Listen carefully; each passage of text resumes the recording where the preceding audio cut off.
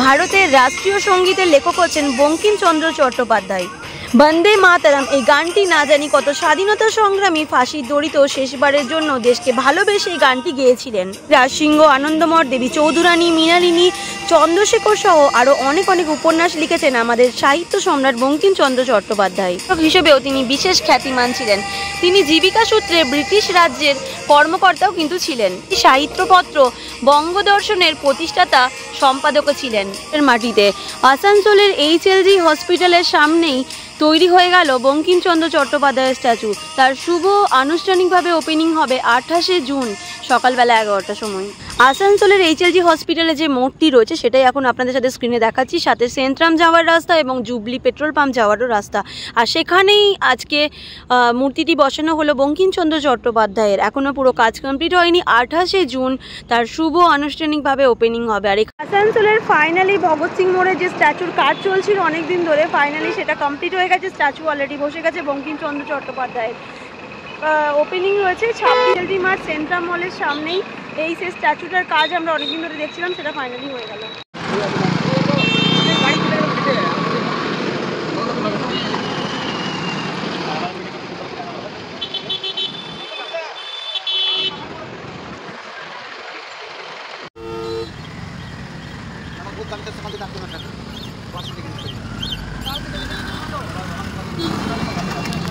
আগামী 28শে জুন এইখানে যেটা রয়েছিল আমি আপনাদেরকে দেখিয়েছিলাম এর আগে কাজটা, যেটা হচ্ছে HLG মাঠের সামনে যে স্ট্যাচুটা হওয়ার কথা ছিল, অনেকদিন ধরে কাজ চলছিল, সেটাই ফাইনালি হয়ে গেছে। কে বানিয়েছেন আপনারা গেস করতে পারছেন, তবুও আমি দেখিয়ে দিচ্ছি। আমার সাথে এখন রয়েছেন আমাদের সকলেরই প্রিয় সেই দাদা গুরুদাস চ্যাটার্জি, যাকে রকেট দা চেনেন সকলেই, এবং মূর্তিটির কাজে লেগেছেন আমাদের সুশান্ত রায়, যার কিছুদিন আগে আমরা ভিডিও দেখালাম আপনাদেরকে। সুনিতা উইলিয়াম থেকে শুরু করে সমস্ত কিছুর মূর্তি উনি মেন, তো উনিই করেছেন। তো চলুন সবার সাথে একটা জেনে নিই কতদিন লেগেছে কাজ। কারণটা জানাচ্ছিলাম আপনাদেরকে, খুব বিজি রোড, তো ঝটপট করে জেনে নেবো। আমাদের সাথে রয়েছেন রকেট দা, গুরুদাস চ্যাটার্জি, সকলেই চেনেন। মেলার জন্য তো দাদাকে সকলে আরও বেশি করে চিনে ফেলেছে, কারণ দাদার সব কথাতে হ্যাঁই হয়, না আর হয় না। আর তার সাথে রয়েছেন আমাদের সুশান্ত রায়, যার হাতের কাজ আমরা সবসময় দেখে থাকি, তারই বানানো এই মূর্তিটা। কাকু কতদিন লেগেছে এটা বানাতে? লেগেছে 2 মাস। সব যে কোনো জিনিসই বানাতে গেলে 2 মাস টাইম নিয়ে করতে হয়। হ্যাঁ, মানে নানা রকম মাটি বানাতে হয়, তারপরে প্রসেসিং আছে, সেই প্রসেসিং হচ্ছে। কিন্তু এটা অর্ডার দিয়েছে জানুয়ারি মাসে। আচ্ছা, আজ হবে কাল হবে করে করে বেশ দেরি হয়ে গেল, 2 মাস হয়ে গেল। 26শে জুন 28শে জুন বলে ওপেনিং হবে। হ্যাঁ, 28শে জুন মানে ওই শুক্রবার 28শে জুন সকাল 11টায় ওপেনিং হবে। আজকে বসানো হলো।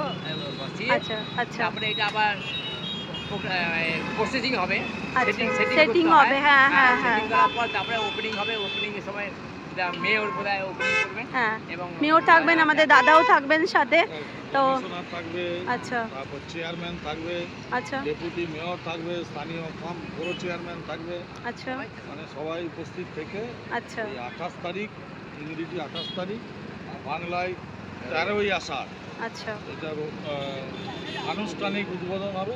আচ্ছা, আমরা আসানসোলবাসীর কাছে বলতে চাই, বঙ্কিমচন্দ্রের মূর্তি স্থাপিত হওয়ার পরে আপনারা সেই দিন আসুন, 28 তারিখে ওনাকে শ্রদ্ধা নিবেদন করার সুযোগ পাবেন। তাই ওই দিন আপনাদের উপস্থিতি একান্ত কামনা। দাদা, এখানে হঠাৎ করে বঙ্কিমচন্দ্রের মানে কনসেপ্টটা কেন আনা হলো? বঙ্কিমচন্দ্রের স্ট্যাচু কেন লাগানো হলো? আমরা কর্পোরেশন থেকে বিভিন্ন মনীষীর, এর আগে আপনারা জানেন যে সব মনীষীরই করেছি, বাংলা ভাষা যাতে আরও মানুষ এতে অনুপ্রাণিত হয় বাংলা ভাষার প্রতি, তার জন্য বঙ্কিমচন্দ্র মূর্তি বসা। আচ্ছা, ঠিক আছে দাদা, থ্যাংক ইউ। সকলেই ভিডিওটা ঝটপট করে শেয়ার করে দিন এবং পেজটাকে ফলো করতে একদমই ভুলবেন না। টাটা।